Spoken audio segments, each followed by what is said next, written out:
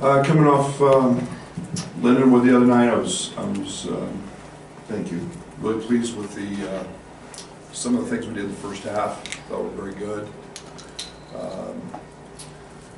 Obviously, I thought the second half we weren't maybe as efficient, but all in all, pretty solid. Obviously, we get a big step up with Syracuse this week in the ACC-Big Ten Challenge, which unfortunately all good things must come to an end, and this will be the last year of that challenge. And I think it's one of the elite events that obviously ESPN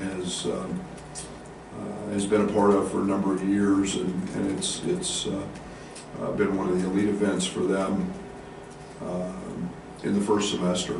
So, excited to put our guys out there against one of the all-time greats, Jim Boeheim and his Syracuse team.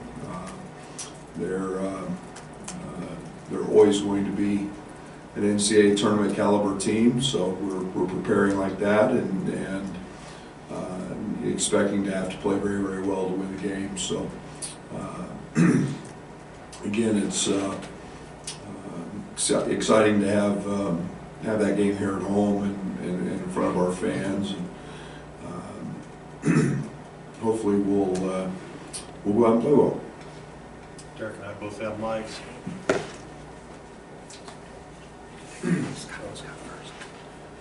I mean, with ESPN announcing that Big Ten ACC was over, I mean, did that surprise you this morning, or did you maybe sense that was coming after the change in media rights?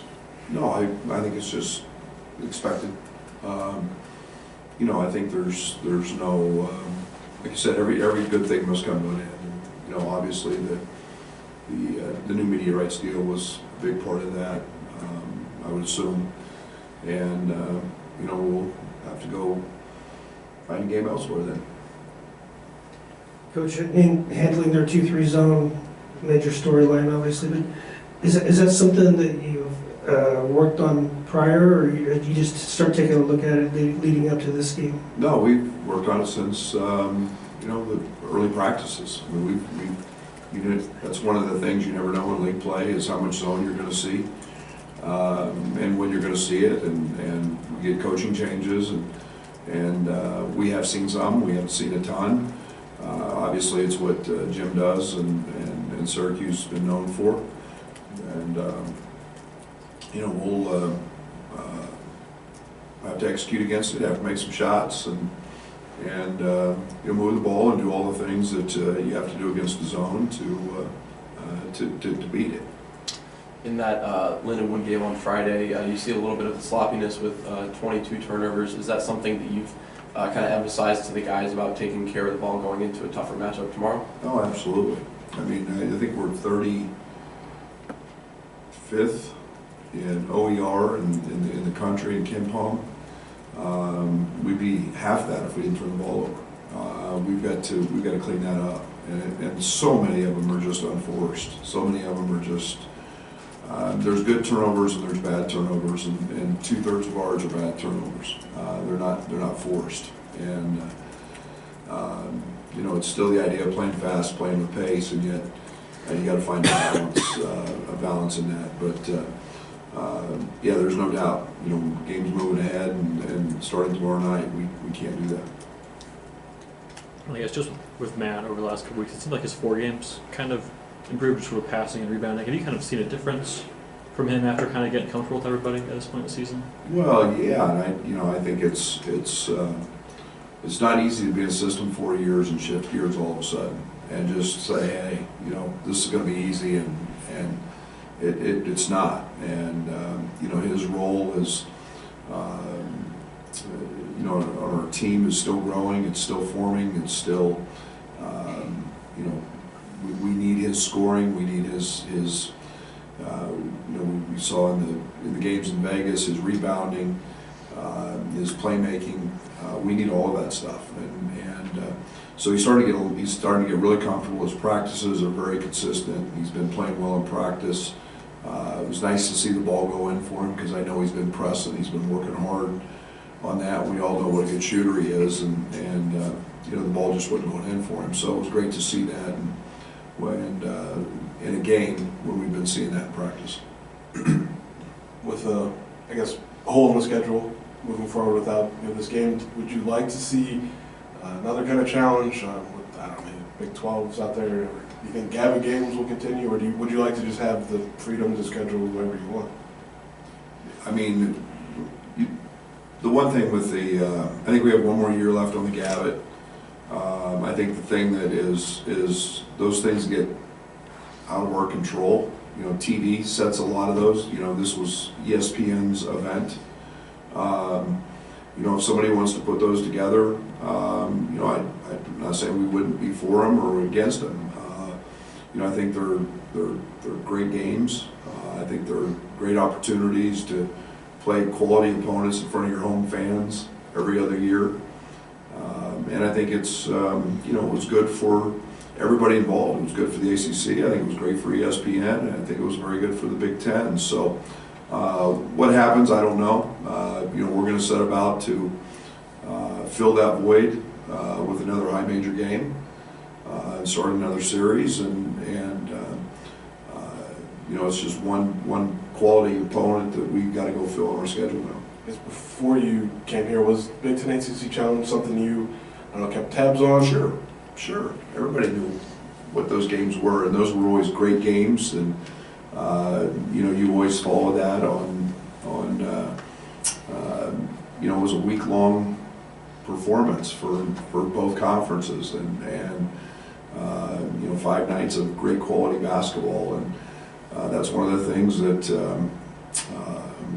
no matter what league you're in, you always knew when those games were on, and you always paid attention because they were going to be really top-flight matchups. Coach, what have you seen on film from their big man, Edwards, I think? Seems like he's impactful around the rim on both ends. Yeah, he doesn't shoot anything that's not at the rim. He's a very, very good offensive rebounder. He reminds me a little bit of the big kid from Virginia. And then he goes to the offensive glass, that he's got length, he can dunk balls, he's mobile. You know, he likes to get to that left shoulder and shoot jump hooks, can catch lobs, and you know, he's an effective shot blocker. So you know, he's like anybody who's going to play in the middle of that zone. He's going to affect shots with his shot blocking ability, and but good player, and he's been around. He's been in that program. I doubt you'll see anybody this year slower than Virginia, but Syracuse is in the 300s and KenPom in tempo. Is there something you have to tell your guys or remind your guys about playing in that type of style, or even trying to speed that up? Well, I think we learned something from the Virginia game in terms of what that looks like, and I thought at times we got the pace where we wanted to go, and we're not going to not do what we do, and we're going to try to continue to play with a little bit of pace, and that doesn't mean shoot it quick. That means take great shots, but take our opportunities if we get stops, and make sure we push that ball, and that's what we've done in every single game, and we're going to try to do the same thing again here. Coach, for Syracuse, Joe Girardi's been around Syracuse for a little while. He's a three-point threat. He's able to lead the offense. What do you see out of him and your guys' approach to slowing him down? Yeah, Joe's a really good player. They run a lot of actions to him. They run a lot of put him on pin downs, put him on baseline screens. He's got the ultimate green light. He's a guy that again knows how to score, knows how to get a shot. He knows how to find a shot. He's got a great knack for getting fouled. He plays and uses his body. So you've got to be really solid on him. You got to make his touches more difficult. You got to understand that he's a priority in what they try to do, and he's a guy that I think as Richmond found out, he had 30 plus, and he's a handful when he gets going. Yeah, you see guys on the team like Edwards and Girard. You kind of expect them to be factors in the offensive game, especially. But then you see guys like Justin Taylor just had 25 points last game against Bryant. How much more dynamic does that make their team in terms of sources of scoring? Yeah, I mean, he's a kid that, we call him net scrippers. He's a guy that can really shoot it. And Bryant was an NCAA tournament team. That's a good basketball team that they just played. He comes off the bench, and I'm sure he has earned more minutes. And you've got to be very conscious of taking up his space and not letting him get clean looks. And again, he's a guy that I remember watching, on the circuit. He gets a clean look, he's going to make it. And those guys you've always got to gravitate to and know where they're at all the time. What response have you seen out of Sky after Friday's performance, and what do you want to see carry over this week in a big stretch for you guys? Yeah, he's making great decisions. He's not, he's being aggressive without being selfish or overly assertive. He's kind of found the right mix. Looking for his opportunities when they're there. Not being afraid to drive it in, not being afraid to pull up and shoot it, not being afraid to, they go under, shoot a three. I think we've got 3 guys on our team averaging 3 threes a game, 3 attempts a game, and he's when that happens, it's opened up our interior, it's opened up our ability to drive the ball, and he's found that nice mix. Gotcha. Big picture wise, I'll give you a chance to plug your league. What do you make of the early success of the Big Ten teams in this pre-conference schedule? Yeah, I don't think it's any surprise to any of the coaches. I think that it was very easy to get automatically just say, well, the league's going to be down because we had so many draft picks last year, and we had 9 teams in the tournament. We had all these guys go in the top 15 of the draft or top 20 of the draft, and the departures make it look, oh wow, the league's going to be down, but it's proven otherwise. I thought it was always pretty foolish that anybody who didn't have Purdue in obviously doesn't know the impact of Zach Edey at 7'4" and what that does to a basketball game. They proved that this week, and there was the obvious Indiana's, but Maryland's playing as good and maybe is as good as anybody in this conference. You go right on down the list, Penn State, what they're doing offensively, and everybody's good. I don't know. I watched Nebraska. That's a much better basketball team, and so I don't know anybody in this league that's bad. Nebraska or Northwestern, I think 7th in the country in DER. Should have beat Auburn. So it's a great league as always. I don't expect it to ever be anything but that. Great coaches, great players, and great facilities, and great fan bases, and so I'm not shocked. I guess you're back to maybe a typical schedule now that the break's over. How do you maybe want your guys to maybe take what they did well last week when you could go 2-a-days and maybe put that into the more regular schedule? Yeah, I mean we've got to be more efficient in our practices in terms of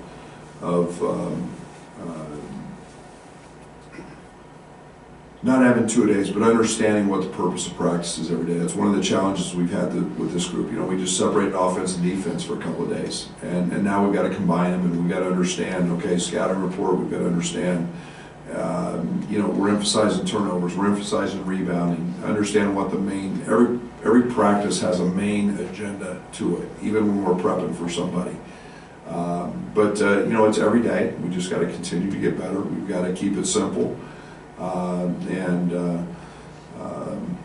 Now that we've got kind of a Tuesday, Friday, Tuesday, Saturday, 2-game-a-week type situation, we've got to be able to handle that and know that practice is still about getting better. And league play is quickly upon us, and we've got a great challenge tomorrow in the ACC Challenge. So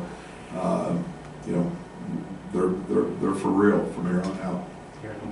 In Syracuse last game, things got a little chippy, a few ejections. Have you talked to your team at all about how Syracuse may be coming in with extra motivation? I would think they're going to be motivated. Jim's teams always play hard. You know, I think every game's got its own identity, and we haven't talked to our group about it, and probably will not. You know, we just got to go out and play, keep our composure, do what we do, and you know, handle ourselves in the appropriate manner. One more back here. And then Coach Boeheim, he's been around for so long. Who knows when he's going to retire? What has he meant to the game of basketball, college basketball? Just his 1,000th win for the second time in his career. Just what has he meant to college basketball? Well, I admire him.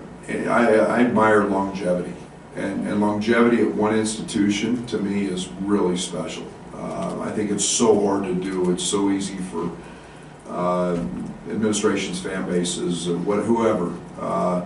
But to find a level of success and be able to do that over the course of time, to have the success. I mean, you don't win 1,000+ games because you're a bad coach. You know what you're doing. You know how to motivate. You know how to teach. So, you know, I think everybody that's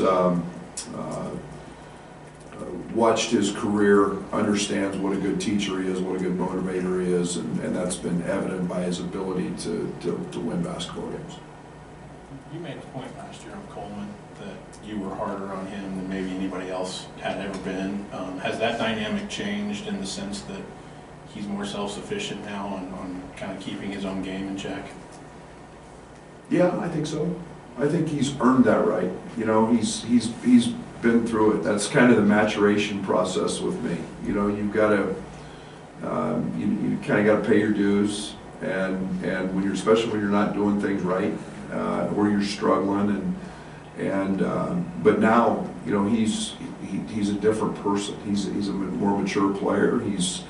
I think he's got a better understanding of what works and doesn't, and you know, his I use the word trigger. His triggers for us offensively are usually very, very correct. I mean, they're very spot on. He sees the game at a different level than most. So, you know, I become a little more patient with that as he's become more consistent in everything else that he's doing on and off the court. Yeah, a question that was alluded to earlier about some of the Big Ten teams already seeing some success early in the season. Does that make your guys any hungrier to see that same success as they head into this harder stretch of the season? I think we've had a little. You know, I'm not shying away from the UCLA win in any stretch. That's, I don't know, what were they, top 10? Were they top 10 we played them? 8. Yeah, I mean, we're going to play a hard schedule regardless. So, you know, we would have loved to have the Virginia win, but you know, right now we weren't ready for that, or we didn't get it, and yet you know, this is the next opportunity, and you know, the other team's success is well applauded, and I'm the biggest fan of everybody in this conference. I want them to succeed, you know, because it is truly the best league in the country. So. It's great for our league, but yet I'm not overly concerned with what everybody else is doing until the 48 hours before when we have to play them. I think Luke's still a few weeks away from his reevaluation based on what you originally said. He's ditched the crutches. Do you know when you can maybe hopefully ditch the boot, and how that lines up going forward? I don't ask those questions. You know, he gets in the. We got that new fancy, I don't know, what do you call that thing with a treadmill in the pool type deal. I don't know what we call those things. I didn't have those when I was growing up. So, but I'm a big cold tub guy, so I was sitting in the cold tub the other day when he was actually on the treadmill in the pool, doing some exercises, but he's going to do everything he can possibly do, and to stay on course or try to get ahead if that's possible. So I don't even know I just know they keep telling me he's doing great. It seems like you'll get some opportunities to shoot over top of the zone. And are you happy with the way the team's been shooting the 3 ball? And are there some specific players you think that this creates an opportunity for? Well, I'm never very happy. I want them to all go in. You know, yeah, you're gonna miss some shots. You're gonna make some shots, and you're gonna get opportunities, and you got to find the right balance against it, and ball movement and opportunities when they're there. You know, we're like you said. I think the one thing we've been doing is we've got a lot of guys who can take them. We got a lot of guys who can make them, you know, we're getting RJ going, getting Matt going. Two of our better shooters, no doubt. I felt great about their looks the other night. So, yeah, we've got to, you know, you're going to have to make something against Syracuse, no doubt. You've identified Luke as one of the more vocal guys on the team. Are you still getting that from him, even though he's silent? Is he able to provide that in capacity? Very much during games. And